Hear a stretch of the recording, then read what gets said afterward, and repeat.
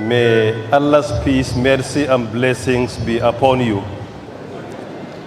In the name of Allah, the entirely merciful and the especially merciful. Our Royal Father, His Highness, the Emir of Nasarawa, Alhaji Ibrahim Usman Jibrin, CON, the member House of Representatives,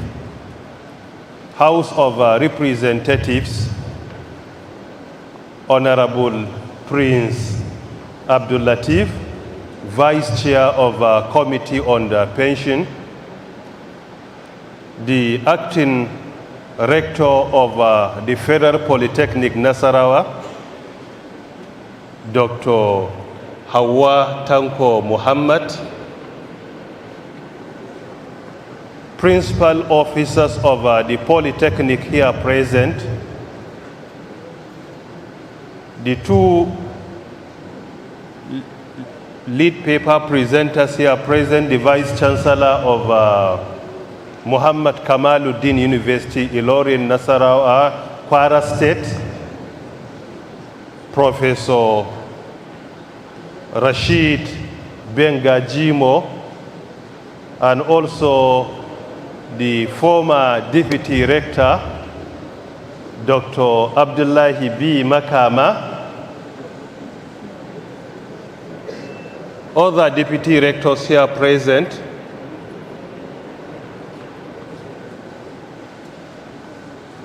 academics here present, ladies and gentlemen of the press, all other protocols duly and respectfully observed. Good afternoon to all of you, and may peace, mercy, and blessings be upon you once again. I begin by thanking our Creator Allah for blessing us with the golden opportunity to converge on this campus, Federal Polytechnic Nasarawa, in order to present and also participate in an international conference entitled as Emerging Technologies for Sustainable Economic Development and National Security. Furthermore, permit me also to appreciate the Polytechnic for inviting me to serve as the keynote speaker. In addition, permit me to once again appreciate our father, as he said my colleague, but rather I always intend to say my senior colleague, who served at the Federal Executive Council from 2015 to 2018, His Highness the Emir of Nasarawa. When I arrived here, I decided to pay homage to His Highness before coming to the Polytechnic. That has been my tradition whenever I visit a town or any city for any event. If time permits, I always begin by paying my homage to our royal fathers and also to beg for their blessings. I went to his palace and I was received with a very warm reception.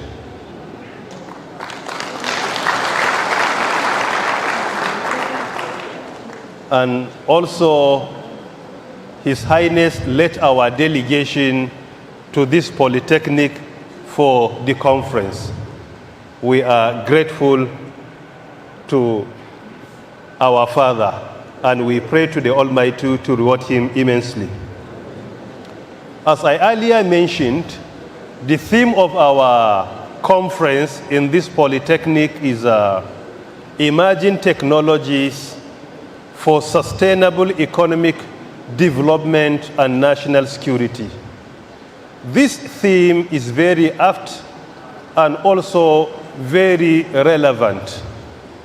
I have been agitating for a paradigm shift in our higher education institutions of learning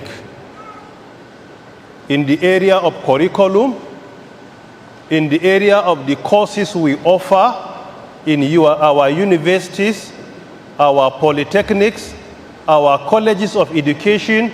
There is an urgent need of a paradigm shift. Some of the courses being offered with all sense of responsibility to our colleagues, some of the courses are outdated. We live in a situation where we sometimes offer courses for diploma, NCE, HND, degrees, master's, PhD in areas where the demand for that courses reduced by more than 90%. We are producing what we are not in need in that capacity. Some of the courses that are being offered, if you ask yourself, where are you going to employ the graduates in Nigeria? Even you as a lecturer, you will be found wanting because the courses are outdated. Some of them are not relevant. Some of them, the demand has been reduced by more than 90%. I don't want to cite any example with any course here. I'm not here to provoke anybody. Please, apologies. Furthermore, there are courses that are in demand globally. For example, the World Economic Forum predicted that in the next few years, we are going to have a minimum of 133 million new jobs in the area of emerging technologies. 133 million new jobs globally. So if you look at the courses that are related to emerging technologies being offered in our university, you will strongly agree with me that what we are producing is highly insufficient in Nigeria, not to talk of Africa or globally. So the new paradigm shift is we need to immediately adjust and produce what is in demand globally. The courses that their demand has reduced significantly, we need to reduce the total number of graduates that we are producing. I don't want to cite any example. We have so many courses in art, in social sciences, so many courses even in science that they are not in demand today. But unfortunately, we are producing more than what is required. And this is indeed very important. We need to have a paradigm shift. And that is why I commend the Dean of the Faculty of ICT in this Polytechnic, Dr. Badmos, and his team for coming up with this very important theme. Emerging technologies for sustainable economic development and national security. Permit me to analyze the topic into three so that we can approach it through divide and conquer approach. The first part is emerging technologies. The second part is economic development. Then we can go further and explain sustainable economic development. And the third part is national security. Firstly, we need to ask ourselves, for those of us that are not from sciences, what is emerging technology?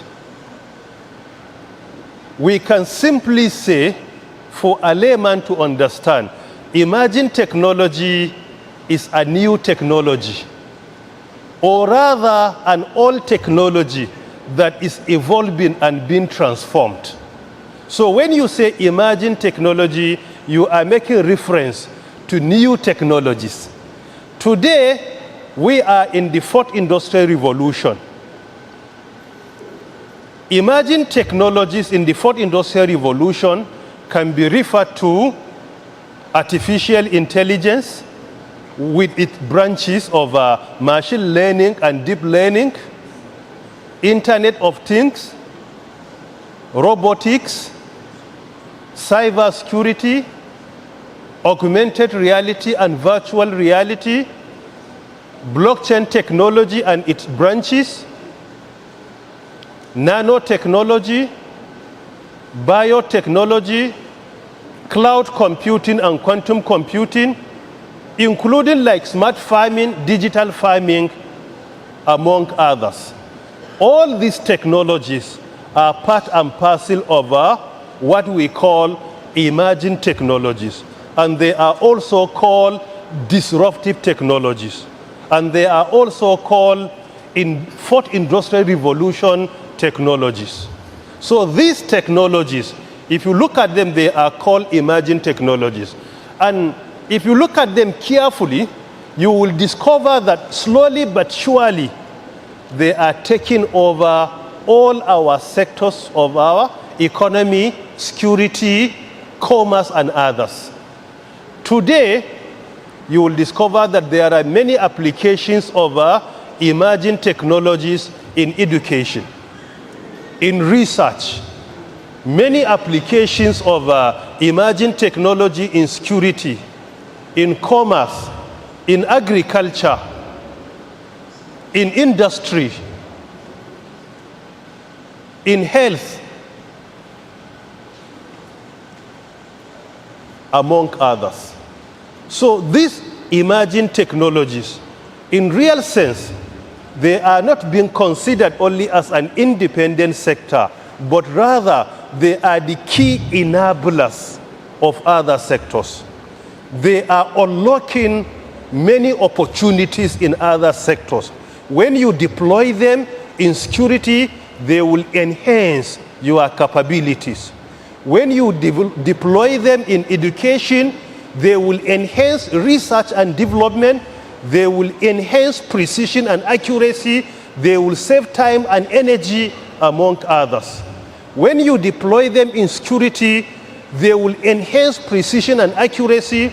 They will bring safety, and they will simplify the process of intelligence gathering, information sharing, among many other applications. So in real sense, emerging technologies are no more an independent sector, but rather they are the key enablers. They are the key enhancers of other sectors. You deploy them in each and every sector, they will simplify your work, they will enhance the precision and accuracy, they will save time and energy, they will save costs, and many more. So in summary, this is what emerging technology is all about. And they are part and parcel of the fourth industrial revolution, or what we call Industry 4.0. Are you following? Superficially, we move to the second stage, that is economic development. What is economic development? Economic development can simply be defined as the processes, programs, policies, and activities that are being implemented in order to improve the well-being of citizens and also the quality of their lives. So policies, programs, initiatives, and activities that are being formulated and also being implemented in order to enhance the living condition of citizens and also to improve the quality of their life is what economic development is all about. In summary, you can safely say that economic development actually is the actual interpretation, or it is practically being interpreted by the gross domestic product of a country. while gross domestic product of a country can safely be defined as the value of the finished goods and services that are being produced within the country within a specific period of time, with a formula of consumer spending, business investment, government spending, plus net exports. So these four combined together will give you what GDP of a country is all about. And GDP of a country can explain to you clearly the economic development of that country. Today in Nigeria, we know our gross domestic product. However, gross domestic product cannot always gives you the quality of life until and unless when you consider GDP per head or GDP per capita of that country. GDP per capita can be explained as the total nominal GDP. Nominal GDP can be translated into the actual business activities of that country, which is being converted into USD and also being compared with other countries. So nominal GDP to be divided by the total population of that country gives you the actual GDP per head or GDP per capita. Are you following? So in real sense, the physical economic development can be discerned, can be understood through looking at the quality of the life of the citizens. Firstly, Human Development Index. 2, GDP per head. 3, the actual nominal GDP. 4, life expectancy. 5, the level of literacy of that community or that country. So this is in summary some of the practical things that can define the actual economic development of a country. Then when we say sustainable economic development, attaching that adjective of sustainable, sustainable can simply be defined as an effort to ensure the maintenance of a certain level or rate. When you put an effort to ensure that something is sustained and is maintained within a period of time, then we can call it a sustainability. So sustainable economic development is our ability to maintain economic growth, because economic growth can be determined by comparing the gross domestic product of at least 2 or more years. When you say the first quarter of 2023 compared with the first quarter of 2024, with this you will be able to see the percentage of GDP increase. That GDP increase is the actual economic growth, or rather the actual GDP growth, as the case may be. So the ability to maintain that economic growth and to sustain it can be achieved through sustainable GDP growth. For example, certain years you will discover our GDP growth in Nigeria is around 3%, which is supposed to be around 7%. If you go to the developed countries, you will discover that their GDP growth is slower than the developing countries. Why? Because we have so many opportunities to activate our GDP growth than the developed countries. Emerging technologies today as the key enablers of all other sectors, including the global economic sector, has been playing the principal role today of making the global economic growth. Take, for instance, what are the 5 largest economies globally? The 5 largest economy globally when it comes to countries. Number 1 is the US. Number 2, China. Number 3, previously it was Germany, but recently Japan. Number 4, Germany. Number 5, India. Number 6, United Kingdom. If you look at the largest economy globally, these 6 countries, you will discover that their economy is not built on natural resources, oil and gas or energy. Their economy is built on technology, and recently on emerging technologies that are determining the success of the 4th Industrial Revolution. The economy of the US, as at December 2022, according to the International Monetary Fund, it was estimated to be 25.5 trillion USD. China, number 2, approximately 19.9 trillion USD. Japan, number 3, approximately 4.5 trillion USD. Germany, number 4, 4.1 trillion USD. India, number 5, approximately 3.9 trillion USD. United Kingdom, number 6, approximately 3.5 trillion USD. If you look at these 6 countries with the largest economy globally, they are not the countries that are leading in the area of oil and gas. They are not the countries that are blessed with natural resources, but rather they excel.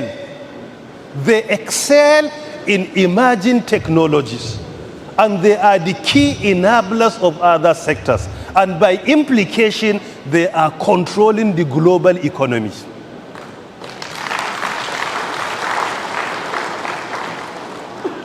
Furthermore, look at the largest companies in the world, particularly by market capitalization. Market capitalization can be calculated by using the price multiplied by the total number of shares issued. So usually, sustainable companies have the highest market capitalization globally. Can you tell me the 10th largest companies in the world today? Can you tell me 5 of them today? Number 1 globally, when it comes to market capitalization, is what? Is Apple. Apple, the company that produces iPhone, iPad, MacBook, the company that produces software and hardware. This is the number 1 company today globally. This is not an oil and gas company. It's not an energy company, but rather a company that excels in the 4th Industrial Revolution. By implication, a company that excels in emerging technologies. Because Apple is a technology company. And today, the market capitalization of Apple was estimated at 3.3 trillion USD. Look at it, 3.3 trillion USD, while the entire GDP of Nigeria today is less than 500 billion USD. This is only a company established by few individuals, but with a market capitalization of 3.3 trillion USD.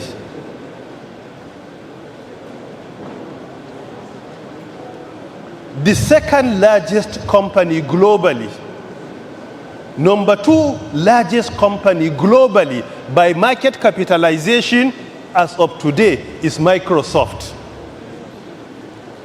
Microsoft is a technology company that produces hardware, software, among others. Now they are into hardware as well. And they also excel in cloud computing. Of recent, they are into artificial intelligence. That is why they recently introduced CEO Microsoft AI. They are into artificial intelligence. Today, their market capitalization is estimated to be 3.1 trillion USD. The third largest company globally is Alphabet, the company that owns Google. Google is the largest and the biggest search engine, and it is also an artificial intelligence.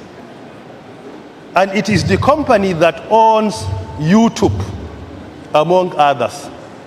Is the third largest company globally with a market value, market capitalization of around 2.5 trillion USD. Number 4 company, the fourth largest company globally, is what?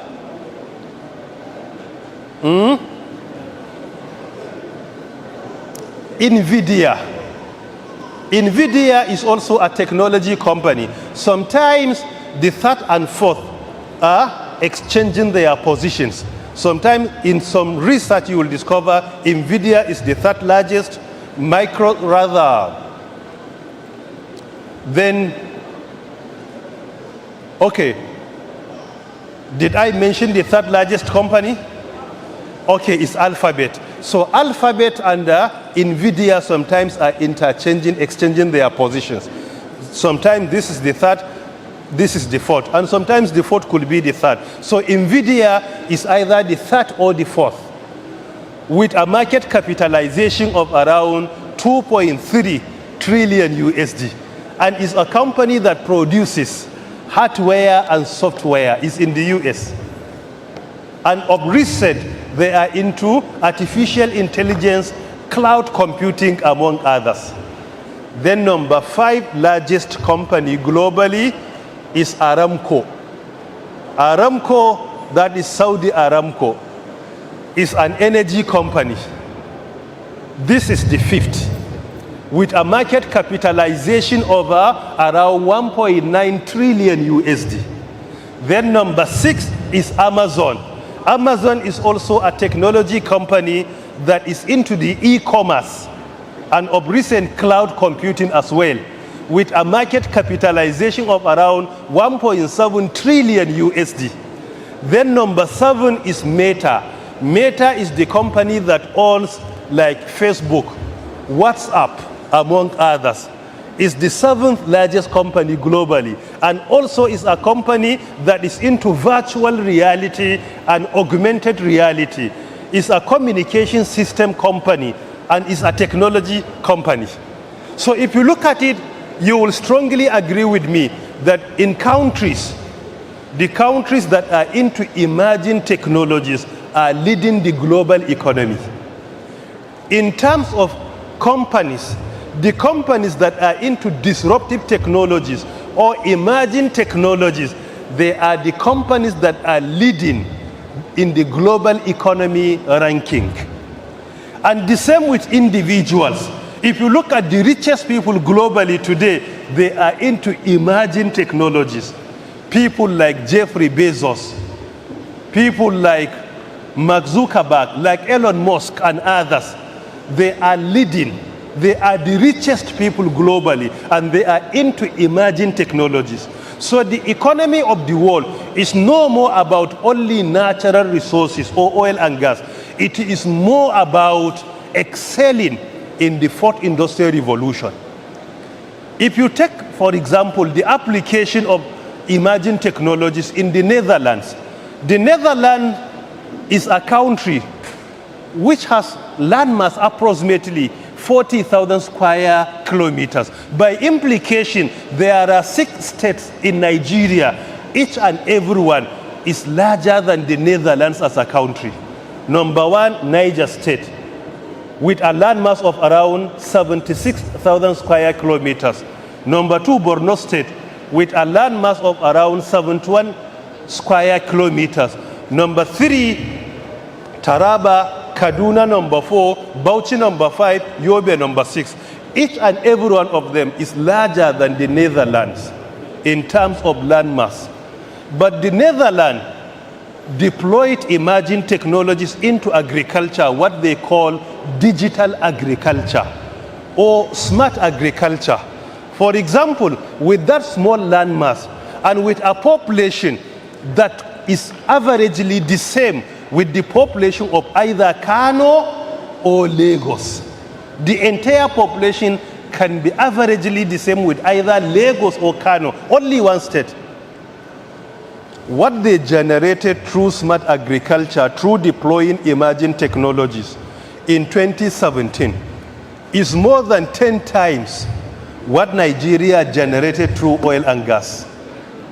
More than 10 times. And they are the second largest exporter of agri-produce globally. And Niger State is almost twice the size of the Netherlands and the second largest exporter. Second to the US, while the US is over 270 times larger than the Netherlands. So that is why emerging technologies, they are the key enablers of other sectors. And they are determining the world economy today. Whoever controls emerging technology, absolutely, he controls the world economy.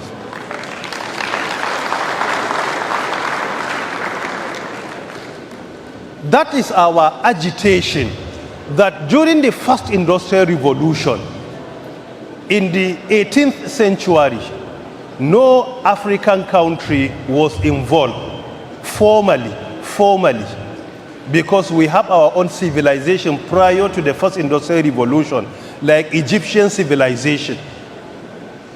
Formally, first industrial revolution largely took place in Manchester and Liverpool in the United Kingdom. Second industrial revolution took place in the 19th century, largely in the UK, Belgium, Germany, France, and the US. The third industrial revolution took place in the UK, Europe, America, then Australia and Japan joined the third industrial revolution. If you look at the first, second, and third, no African country was involved. It is only in the fourth industrial revolution today that the African countries are not far away from the developed countries. This is the only industrial revolution that we are not far from the developed countries. By implication, we need to insist on our paradigm shift that we must excel in emerging technologies. The fourth industrial revolution, with all sense of responsibility and with all sense of humility, is not only about the institution I have attended. I have given so many examples. I am not discouraging our younger ones from obtaining certificates, either diploma, HND, degree, NCE, MSc, PhD. I'm not discouraging. I obtain many. And I enroll all my children into schools. At least I have 2 biological children that graduated from university. I have a daughter who is a medical doctor today. So we are not discouraging our children, our younger ones, our mentees from acquiring certificates. However, we are always frank to remind them that in the fourth industrial revolution, certificate alone is not enough. Certificate without skills is not enough.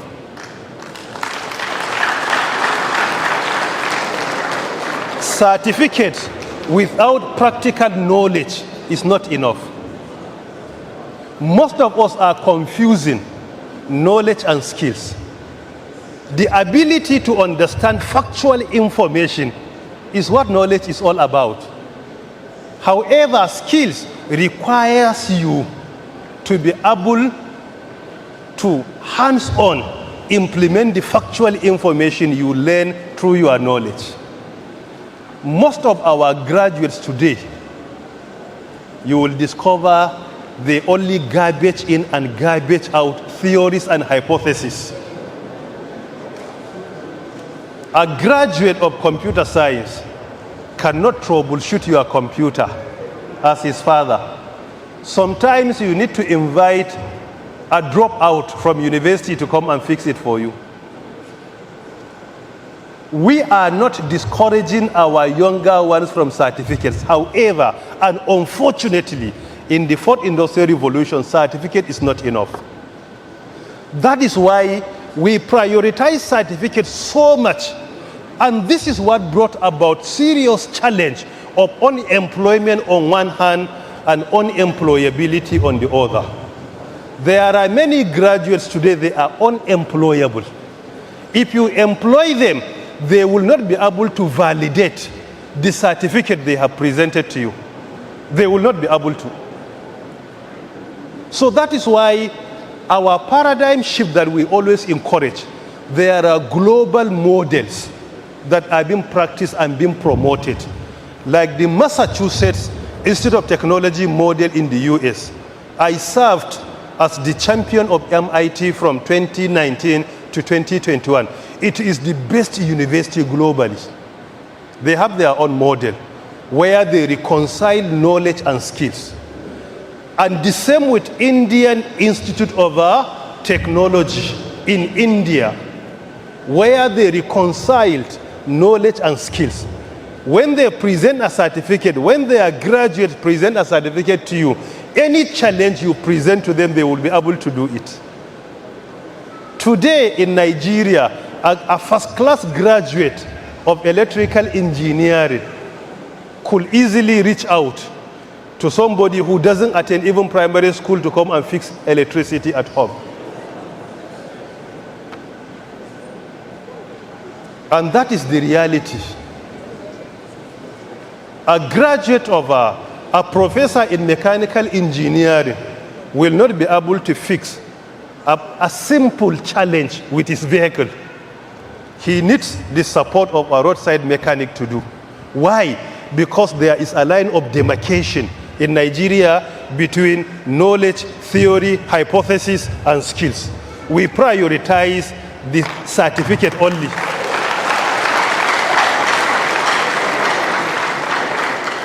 While certificates are supposed to validate the skills and knowledge we acquired.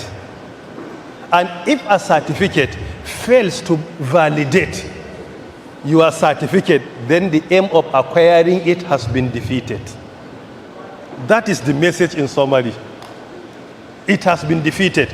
Furthermore, in the fourth industrial revolution, the purpose of acquiring knowledge, skills, and others is not about producing potential employees. It is no more about producing potential employees, but rather it is about producing potential employers. If our system of education cannot be able to produce potential employers, then we need to revisit that system of education. Our graduates are supposed to be potential employers, are supposed to be potential entrepreneurs. And this is what is happening in the developed countries like the US, like the graduates of MIT, and this is what is happening today in India. They are the largest exporter of what? Of skills. India exports skills to the world. Because if you look at the curriculum of IIT, Indian Institute of Technology today, you will discover that each graduate of the university is a potential employer of 100 people globally. But today, the challenge of getting employment is even harder and more difficult than getting admission and even going to school. If you are respected in your society, you will not be able to count the total number of CVs at your disposal. If you ask His Highness, our Father here, the total number of graduates coming to him, pleading with him to intervene for them to get employed, he will not be able to know. If you ask him today to give you 5,000 graduates, within 1 week he will be able to do that. So the challenge is not about producing potential employees. That will not solve our problem. We need to revisit our system of education and ensure that we are producing potential employers. And this is what catapulted the economy of India to be among the largest economy globally. And today India, they have the fastest GDP growth, even ahead of US and UK and Germany. Ahead of the US and the UK. Why? Because of the way and manner they prioritize skills acquisition. And these skills is not only about fixing or troubleshooting or maintaining your computer. As we know, there are human skills, like social skills. Social skills is about interpersonal skills. And most of our graduates, unfortunately, particularly from northern Nigeria, they don't want us to tell us the truth, but I always say it. They are lacking, most of them, in social skills. Even how to interact with others is a problem. How to respect elders is a problem. Just interaction.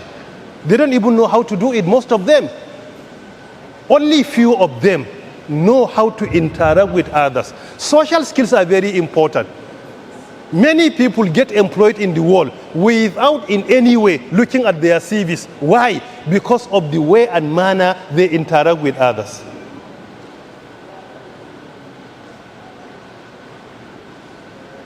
I personally employed 2 graduates in the last 2 weeks. I did not look into their CV, and I didn't need to do that. Only my interaction with them, what they brought on to my table, is what motivated me to employ them. Because it is not about just to give me your CV, that you graduated with this class of degree. No, it is no more. That one is encouraging, but it's not enough. Let me interact with you to know what you will bring onto the table. That is what is important. Social skills, interpersonal skills. Thank you. Can you help me, sir? Can I help you, sir? To know how to interact with people. Particularly, you respect your teachers, your elders. Respect human beings in general, not because of the position they occupy, but human beings must be respected. We need to teach ourselves, irrespective of the color of our skin, irrespective of our location, irrespective of our continent, irrespective of our social status, human beings must be respected.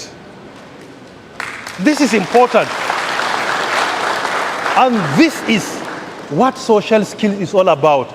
Then soft skills. Soft skills like critical thinking.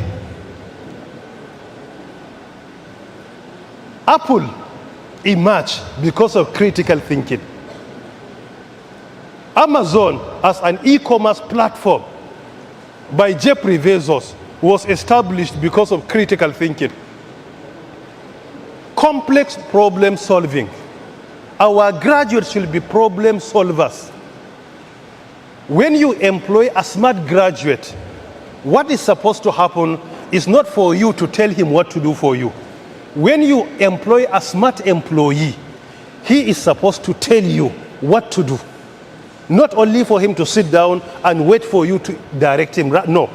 He is to advise you what to do in your company, in your institution. We need problem solvers as our graduates. Today, students are no more passengers, but the modern way of teaching in the 4th Industrial Revolution, students are the drivers. The teacher is supposed to be their supervisor, sitting by their side, advising them how to drive. The students are supposed to be the drivers. Today, if you look at the curriculum of primary school in Finland, Switzerland, and other places. From primary one, children are being taught how to become problem solvers, how to partake in critical thinking, analytical thinking, collaborative thinking. Students at primary level are being taught how to manage a team management, project management. So the fourth industrial revolution that brought about these emerging technologies prioritizes soft skills, hard skills, social skills. It is no more about certificate only. Certificates are important, but they are not enough. We need to encourage our graduates to always leverage on the strength of their certificates on one hand, and also try to panel beat the weaknesses of the curriculum that was offered to them while on campus. This is very important, and that is why we have so many certifications in hard skills, so many certifications that will give you the technical skills that are required globally today. So if you graduate as a student, we are very proud of you. We commend you, and we are thankful of your achievement. However, that should be the beginning, not the end. You should continue to partake in self-development and also self-improvement. Only yesterday, one of my mentees from Gombe State, who graduated from Gombe State in computer science with first class in computer science, and he is one of the leading advocates of skills rather than just degrees. When he graduated, even the shirt he appeared with, it is boldly written skills rather than just degrees. So these are the mentees and the citizens who understand the actual message of skills rather than just degrees. Whatever you are pursuing, be committed to it. Consider any success as the beginning, not the end. Partake in continuous self-development and also self-improvement. All these things are very important. We are not discouraging our students from enrolling into polytechnics, colleges of education, and universities. However, we always remind them that the privileges that our parents, our forefathers got are no more available. In the 1950s and 60s, when they graduated, even before their graduation, job opportunities were waiting for them. These opportunities are no more available, maybe except to 0.1% of our population. 0.1%. They are no more available. So we need to adjust and understand what the fourth industrial revolution is all about. Finally, and the last aspect of our discussion is the area of the national security. The national security, in summary, is about the protection of citizens, infrastructure, economy, among others, of a country. When citizens are protected, critical infrastructure protected, the economy of that country is protected. People can go to their farms and work. They can sleep at home with their eyes closed. And they can travel 24/7 without being intimidated, without being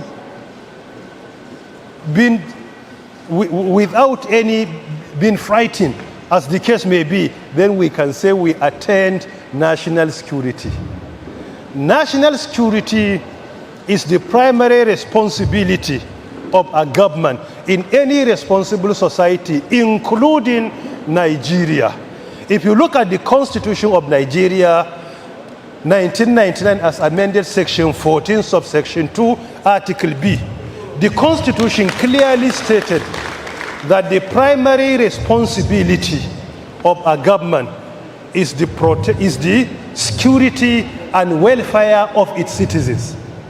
Security is number one in our constitution of any government. Number two is the welfare of its citizens. the 3 square meal. Each and everyone can eat comfortably with the ingredients and the diet required. People, many things that are supposed to be luxury, today in Nigeria, they are nothing but necessity. People are struggling to have 3 square meals. A professor in a university is earning less than 500,000 naira. Chief lecturer in a polytechnic is earning less than 500,000 naira. By implication, this amount is less than $400.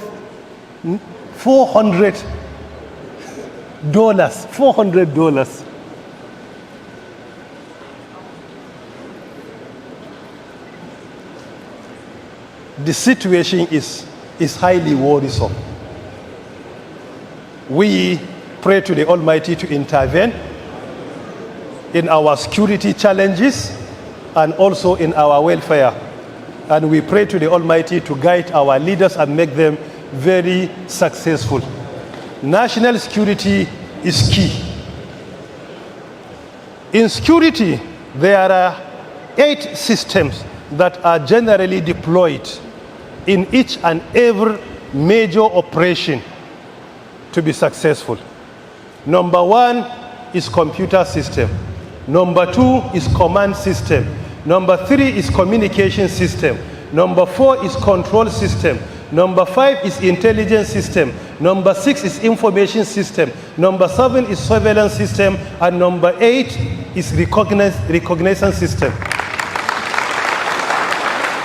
These are the 8 systems that are being deployed in security, whether national security or national defense.